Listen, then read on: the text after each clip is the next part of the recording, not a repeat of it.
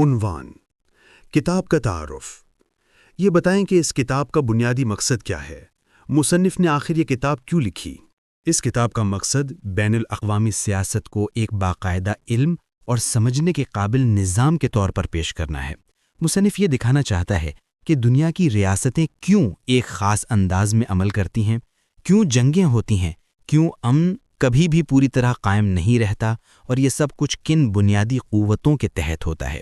مصنف کہتا ہے کہ عالمی سیاست کو سمجھنے کے لیے ہمیں سطحی باتوں سے آگے بڑھ کر اس کے ڈھانچے، طاقت کے توازن اور ریاستوں کے رویے کو ایک مکمل نظام کی صورت میں دیکھنا ہوگا۔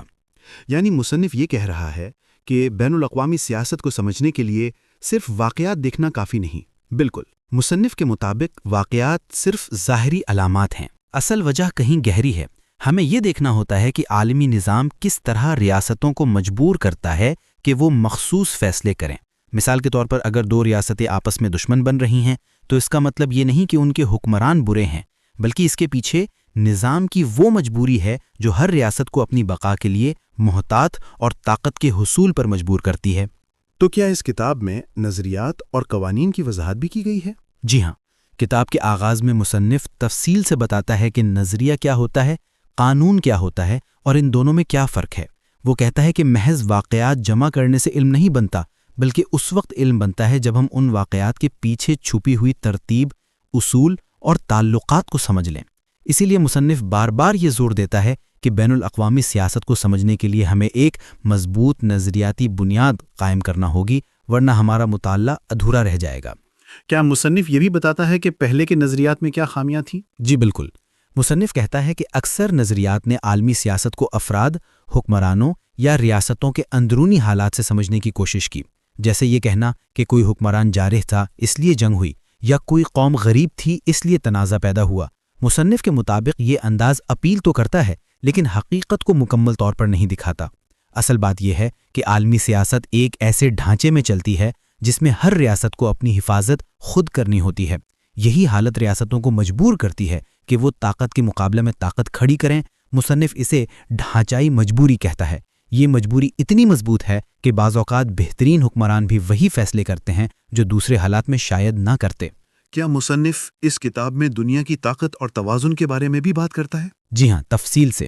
وہ بتاتا ہے کہ طاقت کا توازن صرف دو ریاستوں کے درمیان نہیں بلکہ پورے عالمی نظام میں محسوس ہوتا ہے۔ اگر ایک ریاست زیادہ طاقتور ہو جائے تو دوسری ریاستیں فوراً اس کے مقابلے میں اتحاد بنا لیتی ہیں۔ یہ انسانی خواہشات سے زیادہ ڈھانچے کی وجہ سے ہوتا ہے۔ ریاستیں خود کو محفوظ بنانے کے لیے اس طاقت کے مقابلے میں نئی طاقت پیدا کرتی ہیں۔ یہی عمل دنیا میں توازن پیدا کرتا ہے۔ مصنف کے نزدیک یہی توازن جنگوں کو روکنے اور بعض اوقات جنم دینے والی بنیادی قوت ہے۔ کیا مصنف عالمی سیاست کو سائنسی انداز میں سمجھانے کی کوشش کرتا ہے؟ جی ہاں، یہی اس کتاب کی سب سے بڑی خصوصیت ہے۔ مصنف یہ کہتا ہے کہ سیاست کو صحیح طور پر سمجھنے کے لیے اسے ایک باقاعدہ علم کی شکل دینا ضروری ہے۔ جیسے طبیعیات یا حیاتیات میں اصول ہوتے ہیں، اسی طرح عالمی سیاست میں بھی کچھ بنیادی اصول موجود ہیں۔ وہ چاہتا ہے کہ ہم ان اصولوں کو سمجھیں اور پھر ان اصولوں کی بنیاد پر دیکھیں کہ ریاستیں کیا کرتی ہیں اور کیوں کرتی ہیں۔ اس طرح ہم محض اندازے یا قیاس آرائی سے آگے بڑھ کر ٹھوس علمی بنیاد حاصل کر سکتے ہیں۔ کیا اس کتاب کا مقصد صرف وضاحت ہے یا اس میں رہنمائی بھی ہے؟ کتاب کا بنیادی مقصد سمجھ دینا ہے، رہنمائی دوسرے درجے کی چیز ہے۔ مصنف یہ بتاتا ہے کہ اگر ہم عالمی سیاست کو نظامی انداز میں سمجھ لیں تو نہ صرف ہم ماضی کے واقعات کی گہرائی تک پہنچ سکتے ہیں بلکہ مستقبل کے رجحانات بھی پہچان سکتے ہیں۔ یوں یہ کتاب تحقیق کرنے والوں، پالیسی بنانے والوں اور عام طالب علموں سب کے لیے اہم ہے۔ آخر میں بتائیں، یہ کتاب اتنی مشہور کیوں ہوئی؟ اس کتاب نے عالمی سیاست کے مطالعے میں ایک نیا باب کھولا۔ اس سے پہلے اکثر لوگ سیاست کو دوسروں کی غلطی یا اپنی خواہشات کے چشمے سے دیکھتے تھے۔ مصنف نے یہ بتا کر ایک انقلاب برپا کیا کہ اصل طاقت نظام کی ہے، نہ کہ افراد کی۔ اس نے عالمی سیاست کو جذبات، شخصیات اور وقتی فیصلوں سے نکال کر ایک باقاعدہ ڈھانچے اور اصولوں کے تابع علم بنا دیا۔ یہی وجہ ہے کہ یہ کتاب آج بھی دنیا بھر میں پڑھائی جاتی ہے اور جدید مطالعہ عالمی سیاست کی بنیاد سمجھی جاتی ہے۔ باب اول، قوانین اور نظریات۔ یہ بتاؤ کہ اس باب میں مصنف سب سے پہلے کس بات کی وضاحت کرتا ہے؟ وہ سب سے پہلے یہ بتاتا ہے کہ کسی بھی علم کی بنیاد نظریات اور قوانین پر ہوتی ہے، اور اگر ہمارے پاس نظریہ نہ ہو تو ہم سیاست کے بے شمار واقعات کو سمجھ نہیں سکتے۔ کیا وہ نظریے اور قانون کے فرق کو بھی واضح کرتا ہے؟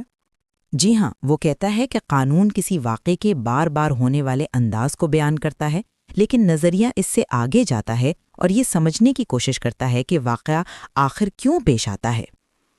یعنی نظریہ اصل بنیاد ہے اور قانون اس کا نتیجہ؟ بالکل، نظریہ ہمیں بتاتا ہے کہ حقیقت کے پیچھے کون سی قوتیں کام کرتی ہیں اور قانون انہی قوتوں کے اظہار کو ظاہر کرتا ہے۔ کیا مصنف یہ بھی کہتا ہے کہ سیاست میں نظریہ بنانا مشکل ہے؟ جی ہاں، وہ کھل کر کہتا ہے کہ سیاست میں بے شمار عوامل ہوتے ہیں جن کی وجہ سے نظریہ بنانا آسان نہیں، لیکن اسی مشکل کے باوجود نظریہ ضروری ہے کیونکہ اسی سے علم مضبوط ہوتا ہے۔ وہ سیاست کے واقعات کو نظریے کے بغیر کیسے دیکھتا ہے؟ وہ کہتا ہے کہ اگر ہم نظریہ استعمال نہ کریں تو ہم ہر واقعے کی الگ الگ وضاحت کرتے رہیں گے اور کبھی اصل حقیقت تک نہیں پہنچ سکیں گے، اس لیے نظریہ وہ آلہ ہے جو ہمیں گہرائی دکھاتا ہے۔ کیا اس باب میں وہ مثالیں بھی دیتا ہے؟ جی ہاں، وہ بتاتا ہے کہ اگر دو ریاستیں آپس میں ٹکرا رہی ہوں تو لوگ عام طور پر حکمرانوں کی غلطی بتاتے ہیں، لیکن یہ سوچ سطحی ہے۔ اصل بات عالمی نظام کا دباؤ ہے جو ریاستوں کو طاقت بڑھانے پر مجبور کرتا ہے۔ کیا وہ کہتا ہے کہ نظریہ ہمیں غلطیوں سے بچاتا ہے؟ جی ہاں، وہ سمجھاتا ہے کہ نظریہ ہمیں بے شمار معلومات میں سے اہم باتیں چننے میں مدد دیتا ہے اور سطحی نتائج سے بچاتا ہے۔ کیا اس باب میں یہ بھی بتایا گیا ہے کہ علم کیسے آگے بڑھتا ہے؟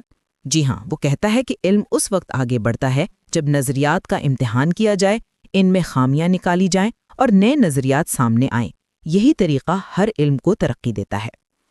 کیا عالمی سیاست کو منظم علم بنانے کا طریقہ بھی بیان کیا ہے؟ بالکل، وہ کہتا ہے کہ ہمیں سیاست کو سمجھنے کے لیے اس کے بنیادی ڈھانچے کو دیکھنا ہوگا، کیونکہ نظام وہ قوت ہے جو ریاستوں کے رویے کو زیادہ متاثر کرتی ہے۔ اس کا مطلب یہ ہے کہ ہمیں پہلے نظام کو سمجھنا چاہیے؟ جی ہاں، مصنف کہتا ہے کہ اگر ہم دنیا کے اس ڈھانچے کو سمجھ لیں جس میں ریاستیں رہتی ہیں تو ہمیں ہر ریاست کے اندر جھانکنے کی ضرورت نہیں پڑتی، کیونکہ نظام ہی ریاستوں کے رویے کی سمت طے کرتا ہے۔ اس باب کا سب سے اہم نتیجہ کیا ہے؟ سب سے اہم نتیجہ یہ ہے کہ بغیر نظریے کے سیاست کا کوئی بھی مطالعہ مکمل نہیں، اور نظریہ اس وقت مضبوط ہوتا ہے جب ہم قوانین تلاش کریں جو مختلف حالات میں درست ثابت ہوں۔ تو کیا یہ باب آگے کے تمام ابواب کی بنیاد ہے؟ جی ہاں، یہ پورے نظریاتی ڈھانچے کی بنیاد ہے اور آگے کے ابواب اسی سوچ پر کھڑے ہیں کہ عالمی سیاست کو سمجھنے کے لیے نظریہ، قوانین اور نظام کی گہری پہچان ضروری ہے۔ عنوان: باب دوم، اختزالی نظریات۔ یہ بتاؤ کہ اس باب میں مصنف کس چیز پر تنقید کرتا ہے؟ اس باب میں وہ ان نظریات پر تنقید کرتا ہے جو عالمی سیاست کو سمجھنے کے لیے ہر بات کو ریاستوں کے اندرونی حالات تک محدود کر دیتے ہیں، یعنی جو نظریات یہ سمجھتے ہیں کہ جنگ، تنازع یا طاقت کی تلاش کا اصل سبب حکمرانوں کی شخصیت، قوم کی سوچ یا معاشرے کی حالت ہے۔ مصنف ان نظریات کو اختزالی نظریات کہتا ہے کیونکہ یہ بڑی حقیقت کو چھوٹی وجوہات تک محدود کر دیتے ہیں۔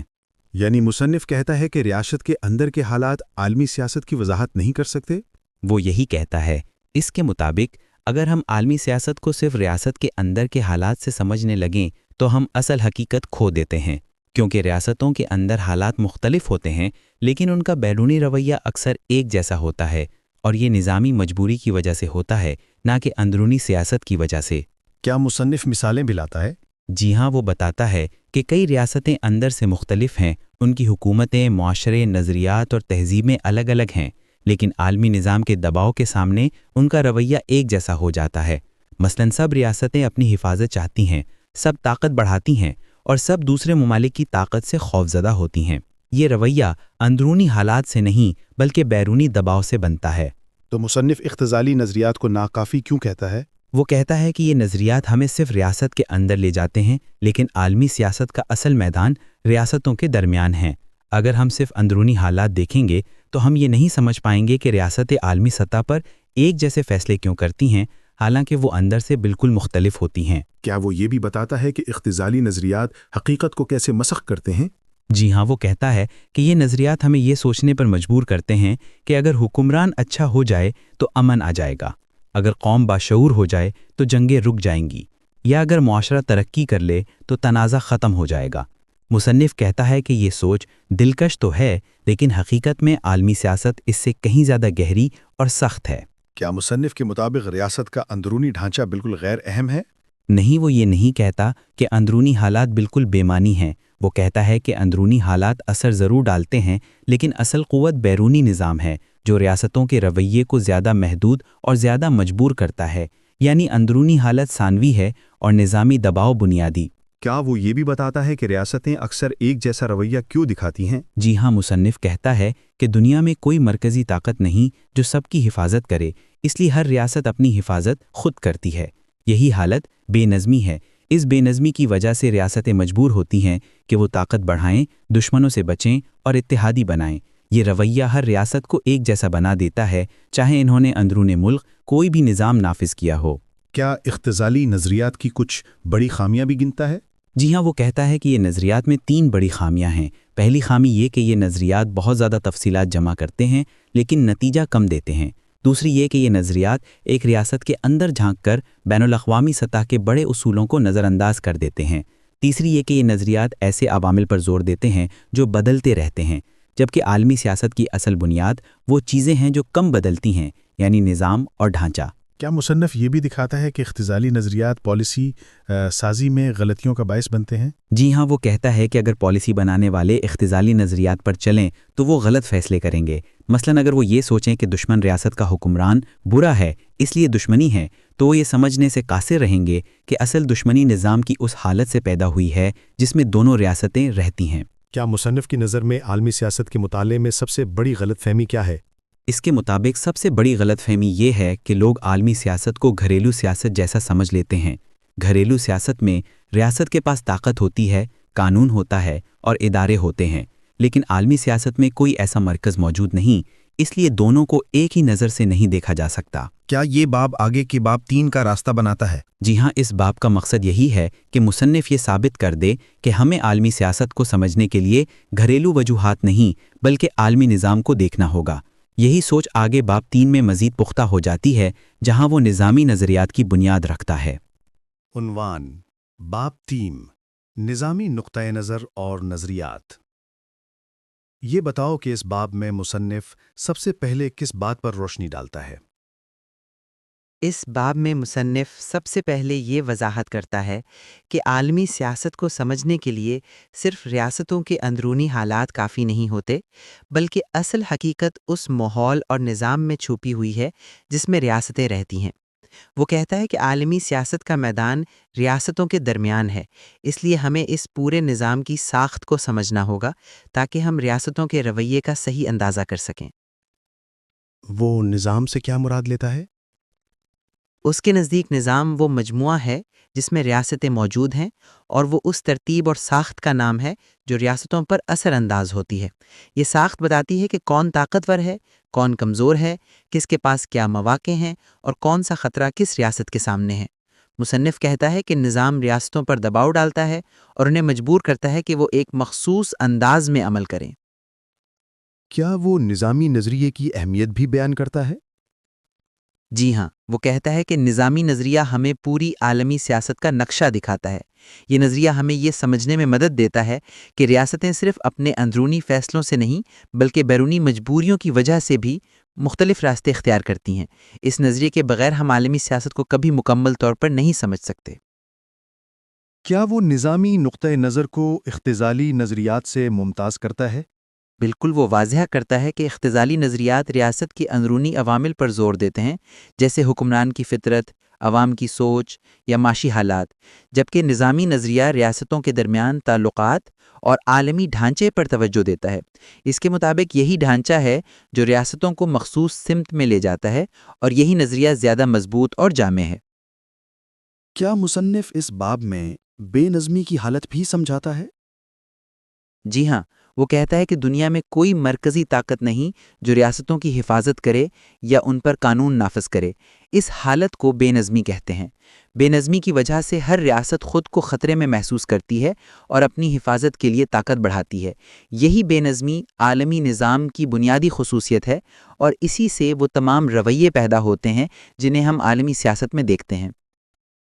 کیا وہ یہ بھی بتاتا ہے کہ ریاستیں اس بے نظمی میں کیسے زندہ رہتی ہیں؟ جی ہاں، وہ کہتا ہے کہ ہر ریاست کا پہلا مقصد اس کی بقا ہوتا ہے۔ بقا کے اس دباؤ کی وجہ سے ریاستیں طاقت بڑھاتی ہیں، دشمنوں پر نظر رکھتی ہیں اور ایسے اقدامات کرتی ہیں جو بعض اوقات جارحانہ نظر آتے ہیں۔ لیکن مصنف کے مطابق یہ سب مجبوری ہے، کیونکہ بے نظمی کی دنیا میں کوئی ریاست یہ خطرہ نہیں لے سکتی کہ وہ کمزور پڑ جائے۔ کیا مصنف نظام کے اجزاء کی وضاحت بھی کرتا ہے؟ جی ہاں، وہ کہتا ہے کہ نظام کے 3 بنیادی اجزاء ہوتے ہیں۔ پہلا یہ کہ نظام کی اصل بنیاد بے نظمی ہے۔ دوسرا یہ کہ ریاستیں اس نظام میں بنیادی اکائی ہیں، یعنی نظام انہی سے بنتا ہے۔ تیسرا یہ کہ ریاستیں مختلف صلاحیتوں اور طاقتوں کی حامل ہوتی ہیں، اور یہی فرق نظام کو مزید پیچیدہ بناتا ہے۔ کیا وہ یہ بھی بتاتا ہے کہ نظام ریاستوں کے رویے پر کس طرح اثر انداز ہوتا ہے؟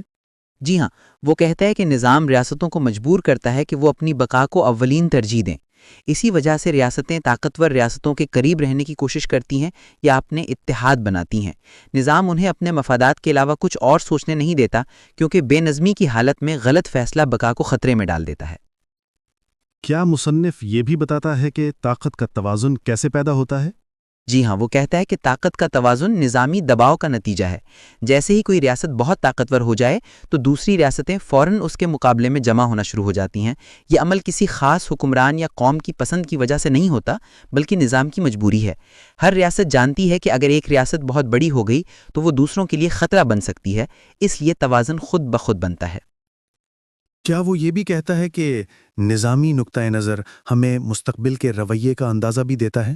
جی ہاں، مصنف کہتا ہے کہ اگر ہم نظام کو سمجھ لیں تو ہم ریاستوں کے رویے کی پیشگوئی بھی کر سکتے ہیں، کیونکہ نظام وہ شعاع ہے تو ان کے راستے کا تعین کرتی ہے۔ اگر نظام نے طاقت کا عدم توازن ہو جائے تو ہم جان لیتے ہیں کہ ریاستیں اس کو ختم کرنے کے لیے کیا کریں گی۔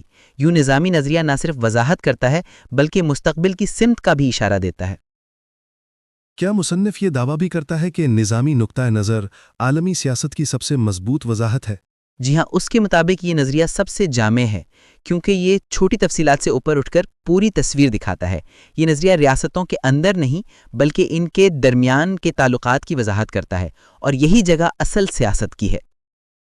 کیا یہ باب آگے آنے والے ابواب کی بنیاد بناتا ہے؟ جی ہاں، یہ باب پوری کتاب کے نظریاتی ڈھانچے کی بنیاد ہے، کیونکہ اس کے بعد مصنف نظام اور ڈھانچے کو مزید کھولتا ہے۔ وہ دکھاتا ہے کہ نظام کس طرح ریاستوں کے فیصلوں، طاقت کے توازن اور عالمی واقعات کی شکل بناتا ہے۔ یہ باب آگے کے تمام مباحث کو سمجھنے کے لیے ضروری ہے۔ عنوان: باب چہارم، اختزالی اور نظامی نظریات۔ یہ بتاؤں کہ اس باب میں مصنف سب سے پہلے کون سی بات واضح کرتا ہے؟ اس باب میں مصنف سب سے پہلے یہ بتاتا ہے کہ عالمی سیاست کو سمجھنے کے 2 بڑے راستے ہیں۔ ایک وہ جو ریاست کے اندر جھانکتا ہے، اور دوسرا وہ جو ریاستوں کے درمیان کے ماحول اور نظام پر نظر رکھتا ہے۔ مصنف ان دونوں راستوں کا تفصیلی مقابلہ کرتا ہے اور یہ سمجھانے کی کوشش کرتا ہے کہ کون سا راستہ زیادہ مؤثر ہے۔ کیا وہ یہ کہتا ہے کہ دونوں نظریات ایک دوسرے کے مخالف ہیں؟ وہ انہیں مخالف نہیں کہتا، لیکن یہ ضرور کہتا ہے کہ ان کے زاویہ بہت مختلف ہیں۔ اختزالی نظریات ریاست کے اندر کی چیزوں کو بنیادی قرار دیتے ہیں، جبکہ نظامی نظریات ریاستوں کے بیرونی ماحول کو زیادہ اہم سمجھتے ہیں۔ مصنف کا مقصد یہ ہے کہ دونوں کے فرق کو واضح کرے تاکہ قاری سمجھ سکے کہ عالمی سیاست کی اصل وضاحت کہاں چھپی ہوئی ہے۔ کیا وہ اختزالی نظریات کی کمزوریاں دوبارہ بیان کرتا ہے؟ جی ہاں، وہ کہتا ہے کہ اختزالی نظریات محدود ہیں کیونکہ یہ ریاست کے اندرونی حالات کو عالمی فیصلوں کی جڑ سمجھتے ہیں۔ وہ بتاتا ہے کہ یہ نظریات ہر واقعے کی الگ وجہ بتاتے ہیں، اس لیے ایک مشترکہ اصول تک نہیں پہنچ پاتے۔ یوں ان میں وہ طاقت نہیں ہوتی جو ایک مضبوط نظریہ رکھتا ہے۔ کیا وہ نظامی نظریے کی طاقت بھی دکھاتا ہے؟ جی ہاں، وہ بتاتا ہے کہ نظامی نظریات تفصیلات میں گم ہونے کے بجائے ایک بڑے نقشے پر نظر رکھتا ہے۔ اس کے مطابق عالمی سیاست کا اصل دباؤ ریاست کے اندر سے نہیں بلکہ اس ڈھانچے سے پیدا ہوتا ہے جو تمام ریاستوں کو گھیرے ہوئے ہے۔ یہ ڈھانچہ ریاستوں کے فیصلوں کو محدود بھی کرتا ہے اور ان کے امکانات کو بھی متعین کرتا ہے۔ کیا مصنف یہ بھی بتاتا ہے کہ اختزالی نظریات کیوں مقبول ہیں؟ جی ہاں، وہ کہتا ہے کہ یہ نظریات لوگوں کو فوراً طور پر سمجھ آ جاتے ہیں کیونکہ لوگ ریاستوں کے اندر کی چیزوں سے زیادہ واقف ہوتے ہیں۔ حکمرانوں کی شخصیت، عوام کے جذبات، قوم کا مزاج، یہ چیزیں عام انسان کی سمجھ میں فوراً آ جاتی ہیں، اس لیے اختزالی نظریات زیادہ دلکش لگتے ہیں۔ مگر مصنف کہتا ہے کہ دلکشی حقیقت کی ضمانت نہیں۔ کیا وہ دونوں نظریات کی حدود بھی گنتا ہے؟ جی ہاں، وہ کہتا ہے کہ اختزالی نظریات کی سب سے بڑی حد یہ ہے کہ وہ نظامی دباؤ کو نظر انداز کرتے ہیں، جبکہ نظامی نظریہ کی حد یہ ہے کہ وہ داخلی وجوہات کی تفصیل کم بیان کرتا ہے۔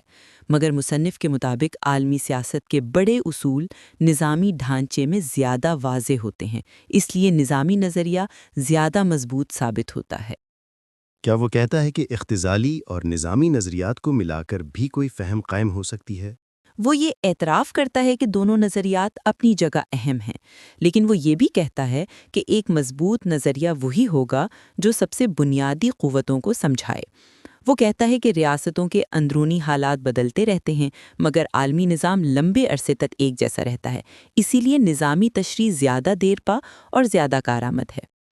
کیا مصنف اس باب میں مثالوں کے ذریعے دونوں نظریات کا فرق دکھاتا ہے؟ جی ہاں، وہ کہتا ہے کہ اگر ہم کسی ریاست کے اندرونی حالات دیکھیں تو ہم یہ فیصلہ نہیں کر پائیں گے کہ وہ ریاست کیوں طاقت جمع کر رہی ہے۔ یہ رویہ تو ہر ریاست میں پایا جاتا ہے، چاہے وہ امیر ہو یا غریب، جمہوری ہو یا آمرانہ۔ یہ سمجھنے کے لیے ہمیں نظامی نظریہ اپنانا پڑتا ہے، کیونکہ اصل وجہ وہ ماحول ہے جو ریاستوں کے اوپر ایک مستقل دباؤ ڈال رہا ہے۔ کیا وہ یہ بھی بتاتا ہے کہ نظامی نقطہ نظر ہمیں عالمی سیاست کے بڑے اصول سکھاتا ہے؟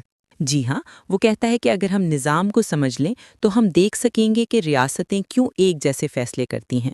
بے نظمی کی حالت، بقا کا دباؤ، طاقت کا توازن، یہ سب نظامی عوامل ہیں جو ریاستوں کو مجبور کرتے ہیں کہ وہ اپنے اندرونی اختلافات کے باوجود کئی جگہوں پر ایک جیسا رویہ اختیار کریں۔ کیا وہ اس باب میں یہ بھی دکھاتا ہے کہ اختزالی نظریہ بعض اوقات ریاستوں کے رویے کی غلط وضاحت کرتا ہے؟ جی ہاں، وہ کہتا ہے کہ اگر ہم دشمنی کو کسی حکمران کی شخصیت سے جوڑ دیں یا جنگ کو کسی قوم کی ثقافت سے سمجھنے لگیں تو ہم اصل حقیقت کو کھو دیتے ہیں۔ مصنف کے مطابق عالمی سطح پر فیصلے زیادہ تر اس دباؤ سے پیدا ہوتے ہیں جو ریاستوں کے درمیان موجود ڈھانچہ ڈالتا ہے، نہ کہ ان کے اندرونی حالات سے۔ کیا وہ آخر میں دونوں نظریات کا حتمی موازنہ پیش کرتا ہے؟ جی ہاں، وہ کہتا ہے کہ اختزالی نظریہ ہمیں چھوٹی تصویر دکھاتا ہے اور داخلی تفصیلات میں الجھاتا ہے، جبکہ نظامی نظریہ بڑی تصویر دکھاتا ہے اور ہمیں بنیادی اصولوں تک پہنچاتا ہے۔ اس کا کہنا ہے کہ عالمی سیاست کا صحیح علم وہی ہے جو بڑی تصویر سامنے لاتا ہے، اس لیے نظامی نظریہ زیادہ مضبوط اور زیادہ قابل اعتماد ہے۔ تو کیا یہ باب کتاب کے مرکزی نظریے کو اور مضبوط کرتا ہے؟ جی ہاں، یہی اس باب کا مقصد ہے۔ مصنف اس باب میں یہ ثابت کرتا ہے کہ عالمی سیاست کو سمجھنے کے لیے ہمیں ان نظریات سے اوپر اٹھنا ہوگا جو سب کچھ ریاست کے اندر تلاش کرتے ہیں۔ اصل حقیقت نظام میں ہے، اور اسی نظام کو سمجھ کر ہم بین الاقوامی سیاست کے اصولوں اور فیصلوں کی اصل بنیاد تک پہنچ سکتے ہیں۔ عنوان: باب پنجم، سیاسی ڈھانچے۔ یہ بتاؤ کہ اس باب میں مصنف سب سے پہلے کس چیز کی وضاحت کرتا ہے؟ اس باب میں مصنف سب سے پہلے یہ بتاتا ہے کہ عالمی سیاست کا ڈھانچہ کیسے بنتا ہے۔ وہ کہتا ہے کہ ڈھانچہ وہ بنیادی ترتیب ہے جو ریاستوں کے تعلقات، طاقت کی توازن اور فیصلوں کی سمت کا تعین کرتی ہے۔ یعنی ڈھانچہ کوئی نظر آنے والی چیز نہیں، بلکہ وہ پوشیدہ قوت ہے جو پورے نظام کو شکل دیتی ہے۔ کیا وہ ڈھانچے کی تعریف بھی واضح کرتا ہے؟ جی ہاں، وہ کہتا ہے کہ ڈھانچہ 3 چیزوں سے بنتا ہے۔ پہلی چیز نظام کی بنیاد جو بے نظمی ہے، دوسری چیز نظام کی بنیادی اکائیاں یعنی ریاستیں، اور تیسری چیز ان ریاستوں کی صلاحیتیں یعنی طاقت میں فرق یا برابری۔ ان تینوں عناصر کے امتزاج سے عالمی سیاست کا ڈھانچہ وجود میں آتا ہے۔ کیا وہ یہ بھی بتاتا ہے کہ ڈھانچہ ریاستوں کے رویے پر کیسے اثر انداز ہوتا ہے؟ جی ہاں، وہ کہتا ہے کہ ڈھانچہ ریاستوں کو مخصوص راستے پر چلنے پر مجبور کرتا ہے۔ خواہ ریاست کا حکمران کوئی بھی ہو یا اندرونی حالات کیسے بھی ہوں، ڈھانچہ انہیں وہی فیصلے کرنے پر مجبور کر دیتا ہے جو بقا کے لیے ضروری ہوتے ہیں۔ اس لیے اگر 2 ریاستیں اندر سے مختلف ہوں لیکن عالمی ڈھانچہ ایک جیسا ہو تو دونوں کا رویہ بھی ایک جیسا ہو جاتا ہے۔ کیا وہ طاقت کے تصور کو بھی ڈھانچے کے ساتھ جوڑتا ہے؟ جی ہاں، وہ کہتا ہے کہ طاقت ڈھانچے کا ایک لازمی حصہ ہے۔ کچھ ریاستیں طاقتور ہوتی ہیں، کچھ کمزور اور کچھ درمیانی۔ اس فرق کی وجہ سے عالمی ڈھانچہ مختلف شکلیں اختیار کرتا ہے۔ اگر چند ریاستیں طاقتور ہوں تو نظام مختلف ہوگا، اور اگر ایک ہی ریاست بہت طاقتور ہو جائے تو نظام کی شکل کچھ اور ہو جائے گی۔ کیا مصنف اس باب میں یہ بھی بتاتا ہے کہ ڈھانچہ کیوں نہیں بدلتا؟ جی ہاں، وہ کہتا ہے کہ ڈھانچہ اس وقت تک نہیں بدلتا جب تک نظام کی بنیادی بنیادیں نہ بدلیں۔ ریاستوں کے اندر حکومتیں بدلتی ہیں، قیادتیں بدلتی ہیں، پالیسیاں بدلتی ہیں، لیکن جب تک نظام بے نظمی پر قائم ہے ڈھانچہ زیادہ تبدیل نہیں ہوتا۔ اس لیے عالمی سیاست میں تبدیلی بہت آہستہ آتی ہے۔ کیا وہ ریاستوں کے درمیان مساوات یا عدم مساوات کو بھی ڈھانچے کا حصہ سمجھتا ہے؟ جی ہاں، وہ کہتا ہے کہ ریاستیں برابر نہیں ہوتیں، ان کی طاقتیں مختلف ہوتی ہیں، اور یہی فرق ڈھانچے میں مختلف درجے پیدا کرتا ہے۔ کچھ ریاستیں اثر انداز ہوتی ہیں، کچھ پیروی کرتی ہیں، کچھ اپنی بقا کی فکر میں رہتی ہیں۔ یہ درجہ بندیاں ڈھانچے کے اندر ایک ترتیب پیدا کرتی ہیں جس سے عالمی سیاست چلتی ہے۔ کیا مصنف یہ بھی بتاتا ہے کہ ڈھانچے کا اندازہ کیسے لگایا جا سکتا ہے؟ جی ہاں، وہ کہتا ہے کہ ہمیں ریاستوں کی اندرونی تفصیلات پر نہیں بلکہ ان کی مجموعی صلاحیتوں، اتحادوں اور عالمی سطح پر ان کے اثر پر نظر رکھنی چاہیے۔ جب ہم یہ سمجھ جائیں کہ کون ریاست کتنی طاقت رکھتی ہے اور کس حد تک اثر ڈال سکتی ہے تو ہم ڈھانچے کا اندازہ کر سکتے ہیں۔ کیا وہ مضبوط اور کمزور ڈھانچے میں فرق بھی بیان کرتا ہے؟ جی ہاں، وہ بتاتا ہے کہ اگر ڈھانچے میں طاقت کا توازن برقرار رہے تو نظام مضبوط رہتا ہے، اور اگر ایک ریاست بہت زیادہ طاقت حاصل کر لے تو باقی ریاستوں کے لیے خطرات بڑھ جاتے ہیں۔ ایسے میں نظام میں بے چینی، خوف اور مقابلہ بڑھ جاتا ہے اور تنازع کے امکانات زیادہ ہو جاتے ہیں۔ کیا مصنف ڈھانچے کی سادگی اور پیچیدگی کا بھی ذکر کرتا ہے؟ جی ہاں، وہ کہتا ہے کہ ڈھانچہ بعض اوقات سادہ بھی ہوتا ہے اور بعض اوقات بہت پیچیدہ بھی۔ اگر ریاستوں کی تعداد کم ہو اور طاقت میں فرق واضح ہو تو ڈھانچہ سادہ ہوتا ہے، لیکن اگر ریاستیں زیادہ ہوں اور ان کی طاقتوں میں فرق کم ہو تو ڈھانچہ پیچیدہ ہو جاتا ہے۔ کیا وہ یہ بھی بتاتا ہے کہ ڈھانچہ ریاستوں کے فیصلے کس حد تک محدود کرتا ہے؟ جی ہاں، وہ کہتا ہے کہ ڈھانچہ ریاستوں کی آزادی کو محدود کرتا ہے۔ ریاستیں اپنی خواہش کے مطابق نہیں چل سکتی بلکہ انہیں وہی راستہ اختیار کرنا پڑتا ہے جو ڈھانچہ ان کے لیے ممکن بناتا ہے۔ اگر کوئی ریاست ڈھانچے کے خلاف جائے تو وہ خود کو خطرے میں ڈال دیتی ہے۔ کیا مصنف ڈھانچے کی اہمیت کا عملی ثبوت بھی دیتا ہے؟ جی ہاں، وہ کہتا ہے کہ تاریخ میں کئی ریاستوں نے اپنے اندرونی حالات بدلے مگر عالمی ڈھانچے کے دباؤ کے سامنے وہ ایک جیسے فیصلے کرنے پر مجبور ہوئیں۔ یہ بات ثابت کرتی ہے کہ عالمی سیاست کا اصل محرک ڈھانچہ ہے، نہ کہ ریاست کے اندرونی عوامل۔ کیا وہ یہ بھی بتاتا ہے کہ ڈھانچہ عالمی امن یا جنگ میں کیا کردار ادا کرتا ہے؟ جی ہاں، وہ کہتا ہے کہ ڈھانچے کی شکل کی وجہ سے ہی امن قائم رہتا ہے یا جنگ بڑھتی ہے۔ اگر ڈھانچہ متوازن ہو تو ریاستیں احتیاط کرتی ہیں، لیکن اگر توازن بگڑ جائے تو ریاستوں کے درمیان خوف بڑھ جاتا ہے اور غلط فہمیوں کے امکانات زیادہ ہو جاتے ہیں۔ کیا یہ باب پوری کتاب کے مرکزی نظریے کو مزید مضبوط کرتا ہے؟ جی ہاں، یہ باب یہ ثابت کرتا ہے کہ ریاستوں کے رویے کا اصل تعین ان کے اندرونی حالات سے زیادہ ڈھانچے سے ہوتا ہے۔ یہی وہ دلیل ہے جس پر پوری کتاب کھڑی ہے اور جو مصنف کے نظامی نظریے کی بنیاد ہے۔ یہ باب دکھاتا ہے کہ عالمی سیاست کی سمجھ اسی وقت مکمل ہوتی ہے جب ہم اس پورے ڈھانچے کو گہرائی سے سمجھ لیتے ہیں۔ عنوان باب ششم، بے نظمی اور طاقت کا توازن۔ یہ بتاؤ کہ اس باب میں مصنف سب سے پہلے کس بات کی وضاحت کرتا ہے؟ اس باب میں مصنف سب سے پہلے یہ بتاتا ہے کہ عالمی نظام کی سب سے بنیادی خصوصیت بے نظمی ہے، یعنی دنیا میں کوئی ایسا مرکز موجود نہیں جو ریاستوں کی حفاظت کرے یا تمام ریاستوں پر ایک جیسے قوانین نافذ کرے۔ بے نظمی کا یہی ماحول ریاستوں کو ایک خاص طرح کے رویے پر مجبور کرتا ہے اور یہی رویہ آگے چل کر طاقت کے توازن کی شکل اختیار کرتا ہے۔ کیا وہ بے نظمی کی نوعیت بھی واضح کرتا ہے؟ جی ہاں، وہ کہتا ہے کہ بے نظمی کا مطلب انتشار نہیں بلکہ مرکزیت کا نہ ہونا ہے۔ عالمی نظام میں کوئی اعلیٰ اختیار موجود نہیں ہوتا، اس لیے ہر ریاست اپنی حفاظت خود کرتی ہے۔ اس احساس خطرہ کی وجہ سے ریاستیں محتاط بھی رہتی ہیں اور جارحانہ بھی ہو جاتی ہیں۔ کیا مصنف بتاتا ہے کہ اس بے نظمی میں ریاستوں کی سب سے بڑی ضرورت کیا ہوتی ہے؟ جی ہاں، وہ کہتا ہے کہ ہر ریاست کی پہلی ترجیح اپنی بقا ہوتی ہے۔ بے نظمی کی دنیا میں ریاستیں جانتی ہیں کہ غلطی کی کوئی گنجائش نہیں ہوتی، اسی لیے وہ اپنی حفاظت کو یقینی بنانے کے لیے طاقت بڑھاتی ہیں، اتحاد بناتی ہیں، دشمنوں پر نظر رکھتی ہیں اور ہر وقت خطرے کا حساب لگاتی رہتی ہیں۔ کیا وہ یہ بھی بتاتا ہے کہ بے نظمی ریاستوں کو طاقت کی طرف کیوں دھکیلتی ہے؟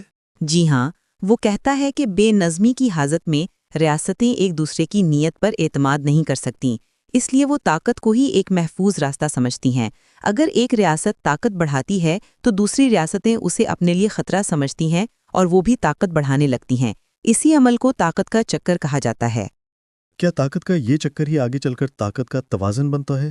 بالکل، یہی مصنف کا مرکزی نقطہ ہے۔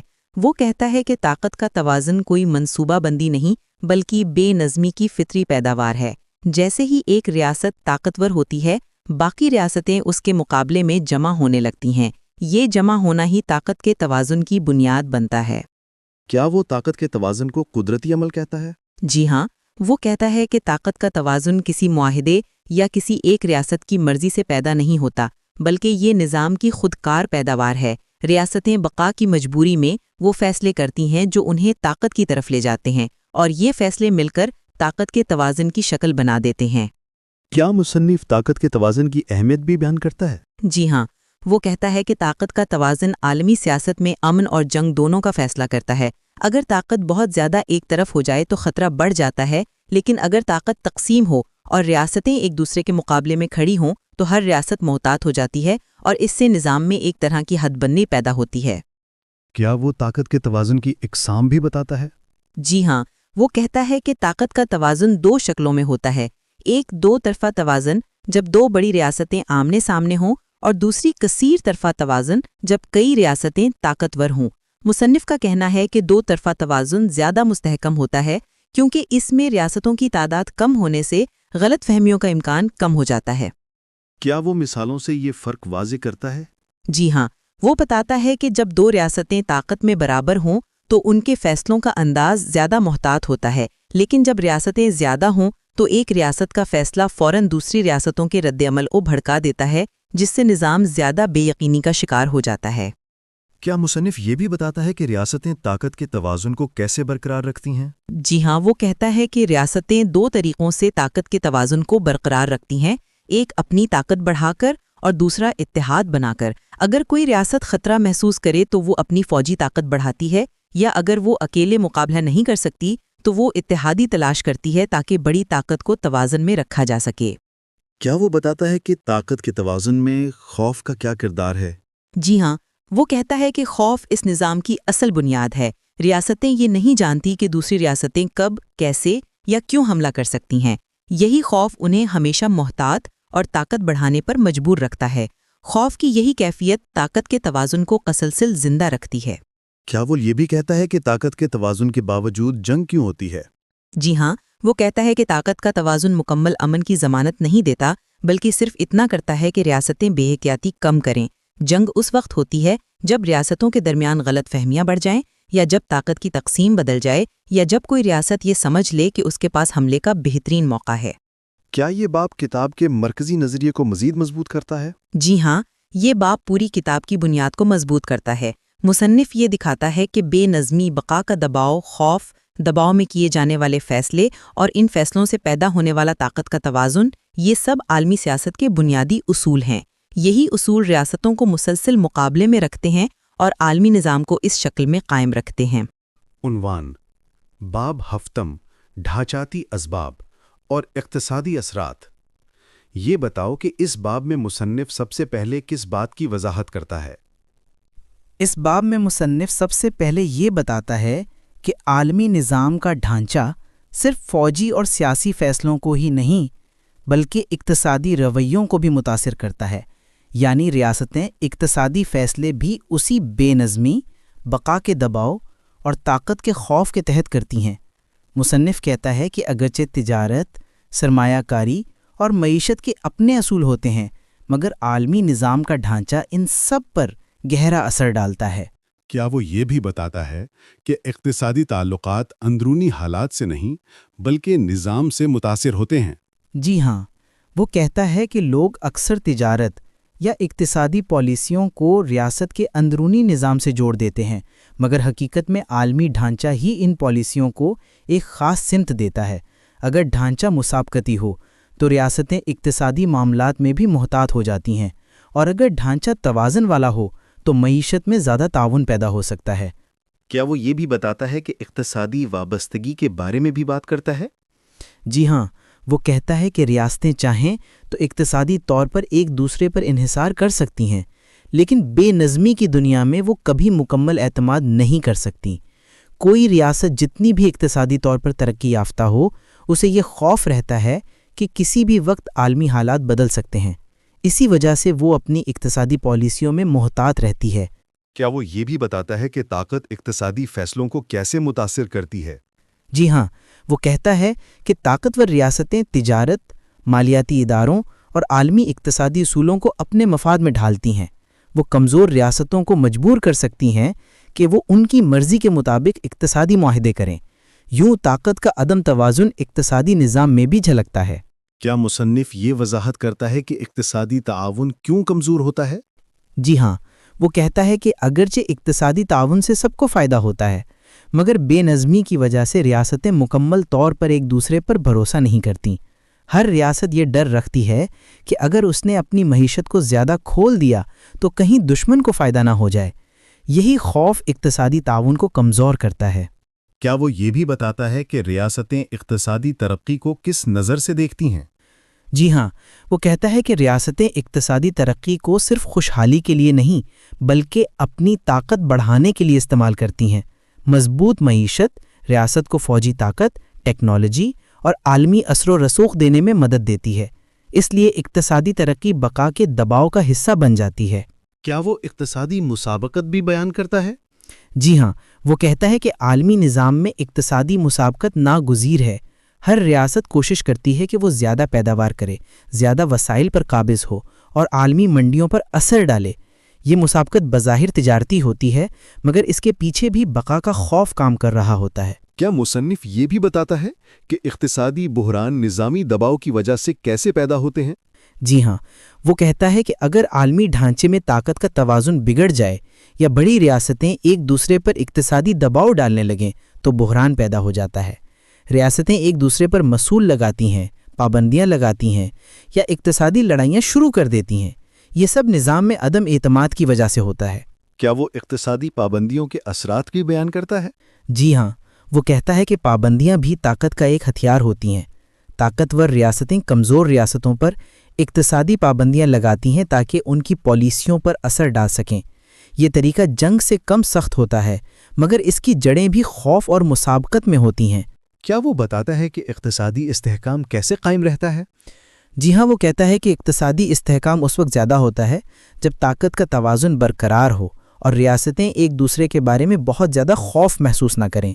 اگر نظام میں اعتماد کی فضا ہو تو تجارت بڑھتی ہے، اور اگر نظام میں خوف زیادہ ہو تو اقتصادی سرگرمیاں سکڑ جاتی ہیں۔ کیا مصنف یہ بھی بتاتا ہے کہ عالمی مالیاتی اداروں کا کردار کیا ہے؟ جی ہاں، وہ کہتا ہے کہ عالمی مالیاتی ادارے بظاہر غیر جانبدار ہوتے ہیں، مگر طاقتور ریاستیں ان پر اثر انداز ہوتی ہیں۔ یہ اثر و رسوخ ریاستوں کی طاقت کے مطابق ہوتا ہے۔ مصنف کے مطابق یہ ادارے عالمی معیشت کو ایک سمت دینے میں مدد دیتے ہیں، مگر ان کا کردار بھی ڈھانچے سے متاثر ہوتا ہے۔ کیا وہ آخر میں اقتصادی اثرات کا خلاصہ پیش کرتا ہے؟ جی ہاں، وہ کہتا ہے کہ عالمی معیشت کا ہر پہلو، چاہے وہ تجارت ہو، سرمایہ کاری ہو یا معاہدے، دراصل ریاستوں کے بقا کے دباؤ اور نظامی خوف سے متاثر ہوتا ہے۔ ریاستیں اقتصادی فیصلے بھی ایک محتاط اور مسابقتی ذہنیت کے ساتھ کرتی ہیں، کیونکہ بے نظمی کی دنیا میں کوئی بھی غلطی مہنگی ثابت ہو سکتی ہے۔ کیا یہ باب کتاب کے نظامی نظریے کو مزید مضبوط کرتا ہے؟ جی ہاں، یہ باب دکھاتا ہے کہ عالمی پالیٹکس کا نظام صرف جنگ اور فوجی فیصلوں کو ہی نہیں بلکہ پوری عالمی معیشت کو متاثر کرتا ہے۔ یعنی نظامی دباؤ ہر پہلو میں موجود ہے اور اقتصادی رویے بھی اسی ڈھانچے کے تابع ہیں۔ یہ بات مصنف کے مرکزی نظریے کو مزید واضح اور مضبوط بناتی ہے۔ عنوان: باب 8، ڈھانچاتی اسباب اور عسکری اثرات۔ یہ بتاؤ کہ اس باب میں مصنف سب سے پہلے کس بات کی وضاحت کرتا ہے؟ اس باب میں مصنف سب سے پہلے یہ بتاتا ہے کہ عالمی نظام کا ڈھانچہ فوجی فیصلوں پر کس طرح اثر انداز ہوتا ہے۔ وہ کہتا ہے کہ عسکری طاقت، اس کی تقسیم، اس کی تیاری اور اس کا استعمال، یہ سب چیزیں بے نظمی اور بقا کے دباؤ سے پیدا ہوتی ہیں۔ یعنی فوجی پالیسیاں بھی اندرونی خیالات نہیں بلکہ بیرونی ماحول اور نظامی ضرورت کا نتیجہ ہوتی ہیں۔ کیا وہ یہ بھی بتاتا ہے کہ ریاستیں فوجی طاقت کو کیوں ضروری سمجھتی ہیں؟ جی ہاں، وہ کہتا ہے کہ بے نظمی کی دنیا میں فوجی طاقت ریاست کی بقا کا بنیادی ذریعہ ہوتی ہے۔ چونکہ کوئی مرکزی قوت ریاستوں کی حفاظت نہیں کر سکتی، اس لیے ہر ریاست کو اپنی سلامتی خود یقینی بنانی پڑتی ہے۔ یہی مجبوری ریاستوں کو فوجی طاقت کی طرف دھکیلتی ہے۔ کیا وہ یہ بھی کہتا ہے کہ ریاستیں ایک دوسرے کی نیت پر کیوں اعتماد نہیں کر سکتے؟ جی ہاں، وہ کہتا ہے کہ بے نظمی میں کوئی ریاست کبھی یقین سے یہ نہیں کہہ سکتی کہ دوسری ریاست کیا چاہتی ہے یا کب کیا کرے گی۔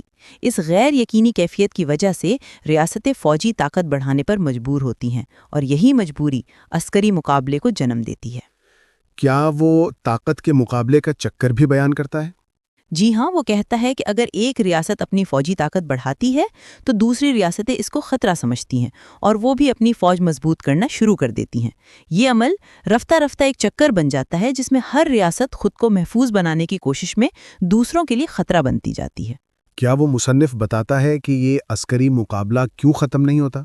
جی ہاں، وہ کہتا ہے کہ یہ مقابلہ اس لیے ختم نہیں ہوتا کیونکہ بے نظمی کی حالت میں ریاستیں کبھی مکمل اعتماد نہیں کر سکتیں۔ ایک ریاست سوچتی ہے کہ اگر وہ کمزور پڑ گئی تو شاید دوسری ریاستیں اس کا فائدہ اٹھا لیں، اس لیے وہ اپنی فوجی تیاری کم کرنے کا خطرہ مول نہیں لیتی۔ کیا وہ یہ بھی بتاتا ہے کہ عسکری طاقت کی تقسیم ڈھانچے کو کیسے متاثر کرتی ہے؟ جی ہاں، وہ کہتا ہے کہ اگر طاقت چند ریاستوں کے ہاتھ میں ہو تو ڈھانچہ مختلف ہو جاتا ہے، اور اگر طاقت زیادہ ریاستوں میں تقسیم ہو تو ڈھانچہ کچھ اور ہوتا ہے۔ یہ تقسیم فیصلہ کرتی ہے کہ نظام میں بڑھتی ہوئی بے یقینی کتنی شدید ہوگی، جنگ کے امکانات کتنے ہوں گے اور ریاستیں کس طرح اتحاد بنائیں گی۔ کیا وہ اتحادوں کا کردار بھی بیان کرتا ہے؟ جی ہاں، وہ کہتا ہے کہ اتحاد بھی بے نظمی کی پیداوار ہیں۔ ریاستیں اتحاد اس لیے بناتی ہیں کہ وہ اپنی کمزوری کو کم کر سکیں اور دوسری طاقتوں کے مقابلے میں مضبوط ہو سکیں، مگر اتحاد ہمیشہ اعتماد کی مجبوری کی بنیاد پر بنتے ہیں۔ کسی ریاست کو لگتا ہے کہ اگر اس نے اتحاد نہ کیا تو وہ تنہا رہ جائے گی اور خطرات میں گھر جائے گی۔ کیا وہ اتحادوں کے ٹوٹنے کی وجہ بھی بتاتا ہے؟ جی ہاں، وہ کہتا ہے کہ اتحاد مستقل نہیں ہوتے کیونکہ ریاستیں مستقل طور پر خطرے کا اندازہ بدلتی رہتی ہیں۔ اگر کسی ریاست کو لگے کہ اس کا اتحادی کمزور ہو گیا ہے یا اپنی ذمہ داری پوری نہیں کر رہا تو وہ اتحاد چھوڑ دیتی ہے۔ اتحاد ہمیشہ طاقت کے توازن کے ساتھ بدلتے رہتے ہیں۔ کیا مصنف یہ بھی بتاتا ہے کہ فوجی تیاریاں کیوں بڑھتی رہتی ہیں؟ جی ہاں، وہ کہتا ہے کہ چونکہ خطرات ختم نہیں ہوتے اس لیے فوجی تیاریاں بھی نہیں رکتیں۔ نئی ٹیکنالوجی، نئے ہتھیار اور نئی حکمت عملی، یہ سب اسی مقابلے کی وجہ سے جنم لیتی ہیں۔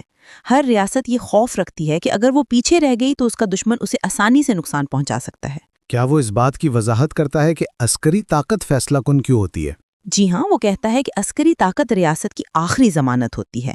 اقتصادی طاقت، سیاسی اثر و رسوخ یا سفارت کاری سب اہم ہوتے ہیں، مگر جب خطرہ بڑھتا ہے تو آخری فیصلہ فوجی طاقت کرتی ہے۔ اس لیے ریاستیں کبھی فوج کو نظر انداز نہیں کر سکتی۔ کیا وہ یہ بتاتا ہے کہ عسکری طاقت امن کے لیے بھی اہم ہوتی ہے؟ جی ہاں، وہ کہتا ہے کہ طاقت صرف جنگ کے لیے نہیں بلکہ امن قائم کرنے کے لیے بھی ضروری ہوتی ہے۔ اگر ریاست کی قوت واضح ہو تو دشمن حملہ کرنے سے ڈرتے ہیں۔ یہ خوف بعض اوقات جنگ کو روک دیتا ہے اور ایک طرح کا توازن قائم رہتا ہے۔ کیا وہ یہ بھی بتاتا ہے کہ طاقت کا توازن عسکری شعبے میں کیوں زیادہ حساس ہوتا ہے؟ جی ہاں، وہ کہتا ہے کہ عسکری طاقت وہ شعبہ ہے جس میں غلطی کا نتیجہ فوراً سامنے آ جاتا ہے۔ اگر ایک ریاست طاقت میں بہت پیچھے رہ جائے تو وہ اپنی بقا کھو سکتی ہے۔ یہی خوف اسے مسلسل طاقت بڑھانے پر مجبور کرتا ہے۔ کیا یہ باب کتاب کے مرکزی نظریے کو مزید مضبوط کرتا ہے؟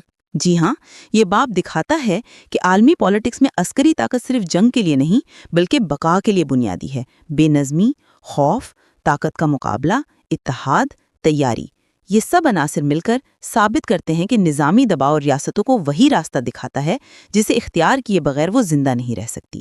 یہ باب مصنف کے نظریے کو نہایت مضبوط اور واضح بنا دیتا ہے۔ عنوان 9، عالمی امور کا انتظام۔ یہ بتاؤ کہ اس باب میں مصنف سب سے پہلے کس بات کی وضاحت کرتا ہے؟ اس باب میں مصنف سب سے پہلے یہ بتاتا ہے کہ بے نظمی کی دنیا میں عالمی امور کا انتظام کس طرح ہوتا ہے۔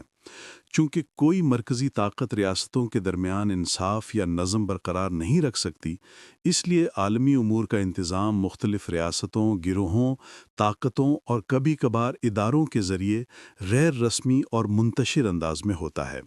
یعنی عالمی امور کسی ایک قوت کے کنٹرول میں نہیں ہوتے، بلکہ مختلف ریاستیں اپنی طاقت کے مطابق اس میں حصہ ڈالتی ہیں۔ کیا وہ یہ بھی بتاتا ہے کہ عالمی امور کا انتظام اتنا غیر منظم کیوں ہوتا ہے؟ جی ہاں، وہ کہتا ہے کہ بے نظمی کی حالت میں تمام ریاستیں اپنی آزادی برقرار رکھنا چاہتی ہیں، اس لیے وہ کسی ایسی عالمی حکومت کو قبول نہیں کرتی جو ان پر حکم چلا سکے۔ اس خواہش کی وجہ سے عالمی نظام منتشر رہتا ہے اور اسی انتشار کے اندر عالمی امور چلتے رہتے ہیں۔ کیا مصنف یہ بھی بتاتا ہے کہ عالمی تعاون کیوں محدود ہوتا ہے؟ جی ہاں، وہ کہتا ہے کہ جب ریاستیں ایک دوسرے پر مکمل اعتبار نہیں کر سکتیں تو تعاون محدود ہو جاتا ہے۔ ریاستیں تعاون تو کرتی ہیں مگر اسی حد تک جس حد تک ان کے مفادات غیر محفوظ نہ ہوں۔ وہ ایک آنکھ سے تعاون دیکھتی ہیں اور دوسری آنکھ سے خطرہ۔ یہی وجہ ہے کہ عالمی تعاون مکمل شکل اختیار نہیں کر پاتا۔ کیا وہ بین الاقوامی اداروں کے کردار پر بھی بات کرتا ہے؟ جی ہاں، وہ بتاتا ہے کہ بین الاقوامی ادارے موجود ضرور ہیں مگر ان کی طاقت محدود ہوتی ہے۔ وہ ریاستوں کی رضامندی کے بغیر کچھ نہیں کر سکتے۔ مصنف کہتا ہے کہ ادارے صرف اسی حد تک مضبوط ہوتے ہیں جس حد تک ریاستیں انہیں اختیار دیتی ہیں، اور جب ریاستیں چاہیں تو انہیں نظر انداز بھی کر دیتی ہیں۔ کیا وہ بڑی طاقتوں کے کردار کو اہم سمجھتا ہے؟ جی ہاں، وہ کہتا ہے کہ عالمی امور میں سب سے بڑا کردار طاقتور ریاستوں کا ہوتا ہے۔ وہ دنیا کے قوانین، فیصلوں اور تنازعات پر زیادہ اثر انداز ہوتی ہیں۔ کمزور ریاستیں زیادہ تر پیروی کرتی ہیں یا توازن تلاش کرنے کی کوشش کرتی ہیں۔ اس طرح عالمی امور کا انتظام اصل میں طاقتور ریاستوں کے ہاتھ میں ہوتا ہے، چاہے بظاہر اداروں کی شکل موجود ہو۔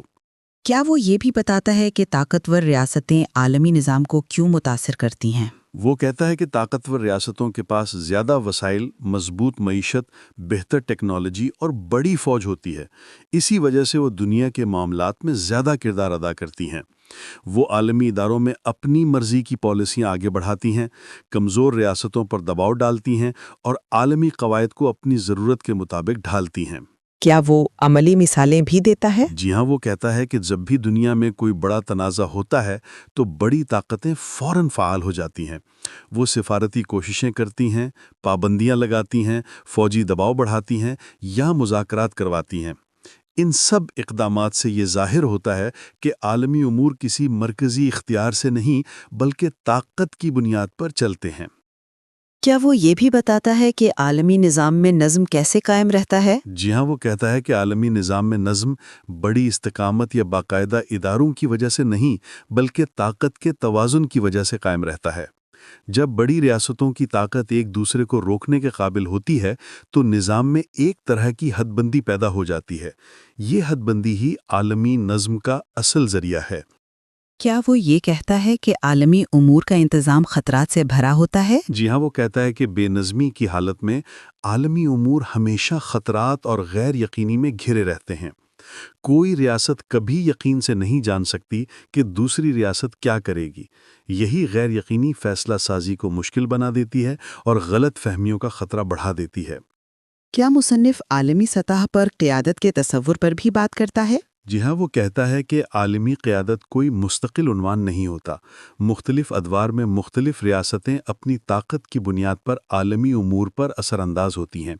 جب کسی طاقت کی برتری کمزور ہو جائے تو دوسری طاقتیں اس کی جگہ لینے لگتی ہیں۔ اس طرح عالمی قیادت ایک بدلتا ہوا عمل ہے، کوئی مستقل حقیقت نہیں۔ کیا وہ یہ بھی بتاتا ہے کہ عالمی امن کیسے قائم رہتا ہے؟ جی ہاں، وہ کہتا ہے کہ عالمی امن کسی اخلاقی اصول یا قانونی بنیاد پر قائم نہیں رہتا بلکہ خوف، طاقت اور توازن کی وجہ سے قائم رہتا ہے۔ ریاستیں جنگ اس لیے نہیں ٹالتیں کہ وہ امن پسند ہیں بلکہ اس لیے ٹالتی ہیں کہ جنگ مہنگی ہے اور نقصان دہ بھی ہے۔ کیا وہ آخر میں عالمی امور کے انتظام کا خلاصہ پیش کرتا ہے؟ جی ہاں، وہ کہتا ہے کہ عالمی امور کا انتظام دراصل طاقت، بقا کے دباؤ، بے نظمی، خوف اور احتیاط کے امتزاج سے وجود میں آتا ہے۔ کوئی مرکزی حکومت نہیں ہوتی، کوئی مضبوط عالمی قانون نہیں ہوتا اور کوئی ایسا ادارہ نہیں ہوتا جو مکمل اختیار رکھتا ہو۔ ہر ریاست اپنی طاقت کے مطابق عالمی کھیل میں حصہ لیتی ہے اور بڑی ریاستیں سب سے زیادہ اثر ڈالتی ہیں۔ یہی بے مرکز مگر مسلسل چلنے والا نظام عالمی امور کا اصل انتظام کہلاتا ہے۔ عنوان پوری کتاب کا نتیجہ، نظریہ بین الاقوامی سیاست کا خلاصہ۔ تو آخر میں مصنف پوری کتاب کا مرکزی پیغام کیا دیتا ہے؟ مصنف آخر میں یہ واضح کرتا ہے کہ عالمی سیاست کو سمجھنے کے لیے ہمیں ریاستوں کے اندر نہیں بلکہ پوری دنیا کے ڈھانچے پر نظر رکھنی چاہیے۔ وہ کہتا ہے کہ عالمی نظام بے نظمی پر قائم ہے، یعنی کوئی مرکزی طاقت موجود نہیں جو ریاستوں کی حفاظت، انصاف یا نظم کی ضمانت دے سکے۔ اسی بے نظمی کی وجہ سے ریاستیں اپنے فیصلے خود کرتی ہیں اور ہر فیصلہ بقا، خطرے اور طاقت کے اندازے پر مبنی ہوتا ہے۔ کیا وہ یہ بھی بتاتا ہے کہ اندرونی خصوصیات کیوں کم اہم ہوتی ہیں؟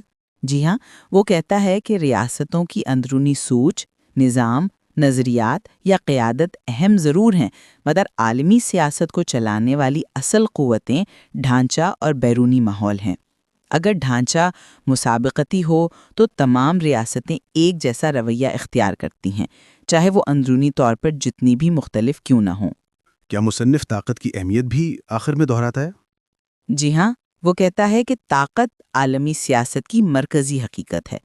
ریاستیں امن، ترقی، تعاون، نظریات سب کی بات کرتی ہیں، مگر اصل فیصلہ طاقت ہی کرتی ہے۔ طاقت کی تقسیم ہی بتاتی ہے کہ دنیا کس سمت جائے گی، کون ریاست آگے بڑھے گی، کون پیچھے رہے گی، اور کہاں سے خطرہ پیدا ہو سکتا ہے۔ کیا وہ یہ بھی کہتا ہے کہ ریاستیں ہمیشہ ایک دوسرے پر شک کرتی ہیں؟ جی ہاں، وہ کہتا ہے کہ بے نظمی میں کوئی ریاست دوسری ریاست کی نیت کو مکمل طور پر نہیں جان سکتی۔ یہی نہ جان پانا خوف پیدا کرتا ہے، اور یہی خوف ریاستوں کو محتاط، شک میں مبتلا اور مسابقت پر مجبور کرتا ہے۔ اسی شک کی وجہ سے ریاستیں ہمیشہ تیار رہتی ہیں، اپنی فوج مضبوط کرتی ہیں، اپنے اتحاد بناتی ہیں اور اپنے دشمنوں پر نظر رکھتی ہیں۔ کیا وہ تعاون کے بارے میں بھی کوئی نتیجہ دیتا ہے؟ جی ہاں، وہ کہتا ہے کہ تعاون ممکن ہے مگر کبھی مکمل نہیں ہوتا۔ ریاستیں تعاون اس حد تک کرتی ہیں جس حد تک ان کی سلامتی محفوظ رہے۔ جب بھی انہیں لگے کہ تعاون سے خطرہ بڑھ سکتا ہے، وہ فوراً پیچھے ہٹ جاتی ہیں۔ اس کا مطلب ہے کہ عالمی امن مستقل نہیں بلکہ عارضی ہوتا ہے اور ہر لمحہ بدل سکتا ہے۔ کیا وہ بتاتا ہے کہ طاقت کا توازن کیوں ضروری ہے؟ جی ہاں، وہ کہتا ہے کہ عالمی نظام کا نظم اور استحکام طاقت کے توازن سے پیدا ہوتا ہے، نہ کہ اخلاقی اصولوں یا عالمی قوانین سے۔ جب طاقت ایک ہاتھ میں نہ رہے اور ریاستیں ایک دوسرے کو روکنے کے قابل ہوں تو نظام میں ایک طرح کا توازن قائم ہو جاتا ہے۔ یہی توازن جنگ کو روکتا ہے، معیشت کو چلنے دیتا ہے اور دنیا کو کسی حد تک قابل برداشت حد میں رکھتا ہے۔ کیا مصنف کے مطابق عالمی سیاست کا بنیادی اصول کیا بنتا ہے؟ وہ کہتا ہے کہ عالمی سیاست کا بنیادی اصول خود انحصاری ہے۔ ہر ریاست اپنی حفاظت خود کرتی ہے، اپنے فیصلے خود کرتی ہے اور اپنے مستقبل کا بوجھ خود اٹھاتی ہے۔ کوئی دوسرا اس کی حفاظت یا خطرے سے بچاؤ کی ضمانت نہیں دے سکتا۔ اسی لیے ریاستیں محتاط بھی ہیں، سخت گیر بھی ہیں اور مسابقت میں بھی الجھی رہتی ہیں۔ تو پوری کتاب کا مجموعی نتیجہ کیا ہے؟ مجموعی نتیجہ یہ ہے کہ عالمی سیاست ایک ایسے نظام میں چلتی ہے جس میں خوف، طاقت، احتیاط، مسابقت اور بقا کی جدوجہد ہمیشہ موجود رہتی ہے۔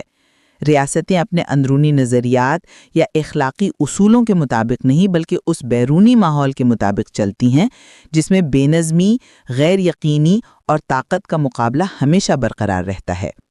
مصنف یہ ثابت کرتا ہے کہ جب تک عالمی نظام بے مرکز رہے گا، ریاستوں کا رویہ بھی اسی بے نظمی، خوف اور طاقت کے دباؤ سے تشکیل پاتا رہے گا۔ یہ حقیقت عالمی سیاست کی اصل بنیاد ہے اور یہی کتاب کا سب سے اہم نتیجہ ہے۔